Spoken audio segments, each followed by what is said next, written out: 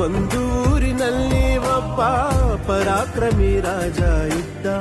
ರತಿಯಂಥ ರಾಣಿಯೊಡನೆ ರಾಜ್ಯಭಾರ ಮಾಡುತ್ತಿದ್ದ. ತಾನು ತನ್ನ ಪ್ರಾಣನೇ ಪಣವಾಗಿರಿಸಿ ಕಾಪಾಡೋ ಶಾಂತಿ